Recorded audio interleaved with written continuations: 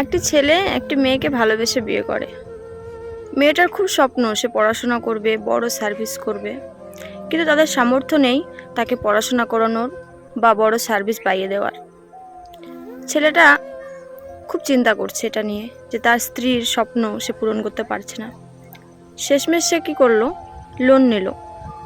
Loan নিয়ে তার স্ত্রীকে পড়াশোনা করালো, পড়াশোনা করে ভালো মার্ক নিয়ে পাশ করেছে, পাশ করে সে এখন সার্ভিস করে। সার্ভিস পাওয়ার পরে সে তার স্বামীর সাথে খারাপ আচরণ করতে থাকে, কারণ সে সার্ভিস করে। এখন তার আর হাজব্যান্ডকে ভালো লাগছে না, কারণ সে এখন সার্ভিস করে সে আরও ভালো কিছু ডিজার্ভ করে, ও এটাই মনে করছে। তারপরে একদিন শেষমেশ সে তার হাজব্যান্ডকে ডিভোর্স দিয়ে দিল। সে তার অফিসের স্টাফের সাথে বিয়ে করলো। বিয়ে করে সে এখন সংসার করছে।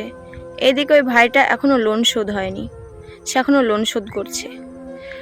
তো আমি একটা কথা বলি, আমি অনেক ছেলে অনেক মেয়েকে দেখেছি, বেশিরভাগ ছেলেরা সার্ভিস করে, প্রতিষ্ঠিত হয় সংসারটাকে সুন্দর করার জন্য, সংসার করার জন্য, বিয়ে করে সংসার করার জন্য যাদের বিয়ে হয় না। আর বেশিরভাগ ক্ষেত্রে মেয়েদের কি হয়, মানে সবাই নয়, বেশিরভাগ ক্ষেত্রেই যখন একটা মেয়ে প্রতিষ্ঠিত হয়ে যায় তখন বেশিরভাগ তাদের ডিভোর্স হয়ে যায়, কিংবা একটা অবিবাহিত মেয়ে থাকলে বেশিরভাবে আমি নিজের মতো চলবো, নিজের মতো থাকবো। ছেলেরা ইনকাম করে সংসার সুন্দর করার জন্য, আর মেয়েরা যদি কোনো ক্ষেত্রে ইনকাম করতে পারে বেশিরভাগ সংসার ভেঙে যায় সংসার ভাঙার জন্য হিসেব মতো। তবে সেটা সব মেয়ের ক্ষেত্রে না, হয়তো বা আমার কথাগুলো শুনে অনেক মেয়েরই খারাপ লাগবে, কিন্তু আমি সব মেয়ের ক্ষেত্রে বলছি না, কিছু বেঈমান আছে। তবে আরেকটা কথাও সত্য যে বেঈমানের কোনো জাত ধর্ম থাকে না, হতে পারে মেয়ে, হতে পারে ছেলে, কোনো জাত ধর্ম ওদের কিছু থাকে না। বেঈমানের নিজস্ব আর অন্য একটা জাত তারা হয়ে যায় বা বানিয়ে নেয়, বা ওদের নিজেদেরই একটা অন্য জাত আছে, না ছেলে না মেয়ে না নারী না পুরুষ না কোনো কিছু, কোনো দিক দিয়ে তো তাদের জাত ধর্ম থাকে না। এখানে কি হলো, ছেলে তত কষ্ট করে তাকে পড়াশোনা করালো, তাকে ভালো সার্ভিস পাইয়ে দিল, তার কি কর্তব্য ছিল তাকে নিয়ে হ্যাপি থাকার? কিন্তু না, সে ছেলেটাকেই সে ছেড়ে দিল। কিন্তু সে ওই এই যে বড় এই জায়গাটায় পৌঁছালো কার জন্য? সে ছেলেটার জন্যই। কিন্তু সে কি মনে রাখলো না।